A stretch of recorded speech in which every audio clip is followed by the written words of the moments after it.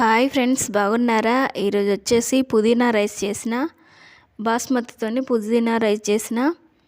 సింపుల్గా చేసుకోవచ్చు. పుదీనా రైస్ అంటే హెల్తీదే కదండి. ఎప్పుడు బిర్యానీ రైస్తోని ఇలా ఒకసారి ట్రై చేయండి. ముందుగా ఆయిల్ వేసుకోవాలి, నెయ్యి కూడా వేసుకోవచ్చు.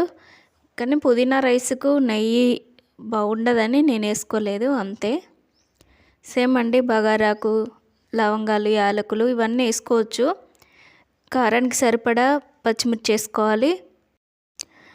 కారం వేసుకోకుండా కావాలి అని అంటే ఉప్పు కారం ఇప్పుడే మంచిగా వేసుకోవచ్చండి. పచ్చిమిర్చి ఎక్కువ వేసుకోవాలి. నేను ఉల్లిగడ్డలు వేయలేదండి, ఉల్లాకుంటే వేసుకున్నాను, అదే స్ప్రింగ్ ఆనియన్స్. టేస్ట్ బాగుంటుందండి ఇలా కూడా. కొంచెం అల్లం వెల్లుల్లి పేస్టు. నేను బాస్మతి రైస్ నానబెట్టిన వాటర్తోనే నేను ఎసరు పెట్టుకుంటా అన్నట్టు, అదే కొలతతోనే వేసుకుంటా. టేస్ట్ అట్లనే బాగుంటుందండి, న్యాచురల్గా ఉంటుంది బాగా. ఇందులో బాగా అన్నీ ఏం వేసుకోవట్లేదు కదా. పుదీనా మాత్రం ఒక కట్ట వేసుకోండి. పుదీనా రైస్, పుదీనా ఫ్లేవర్ రావాలని అంటే రైసు బాగుంటుంది. ఇట్లా కొంచెం గ్రీన్ కలర్ వస్తుంది, ఎందుకంటే ఆకులు ఎక్కువ వేసుకుంటున్నాం కనుక కలర్ చేంజ్ అవుతుంది. కానీ టేస్ట్ బాగుంటుందండి. ఆకు మంచిగా గోలనివ్వండి, సిమ్లో పెట్టితే మంచిగా గోలుతుందండి. గోలిన తర్వాతనే ఎసరు పోసుకోవాలి.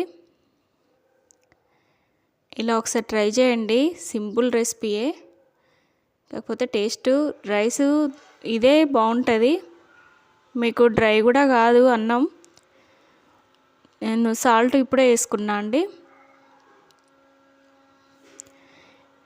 సింపుల్గా ఈజీగా పుదీనా రైస్ మార్నింగ్ తొందరగా బాక్స్లోకి కూడా ఈజీగా చేసేయచ్చు. ఎసరు వచ్చింది కదా, ఇప్పుడు నేను రైస్ వేసుకున్నా, అంతే అండి. దీని కాంబినేషన్లో టమాటా చారు లేకుంటే టమాటా కుర్మా గ్రేవీ బాగుంటుందండి. మీరు కూడా ఒకసారి ఇలా ట్రై చేయండి. అంతే అండి. ఉడికేటప్పుడు స్టవ్ ఆఫ్ చేసే ముంగట కొత్తిమీర వేసుకొని స్టవ్ ఆఫ్ చేయడమే, అంతే అండి. ప్లీజ్ లైక్ చేయండి, షేర్ చేయండి, సబ్స్క్రైబ్ చేయండి, సపోర్ట్ చేయండి.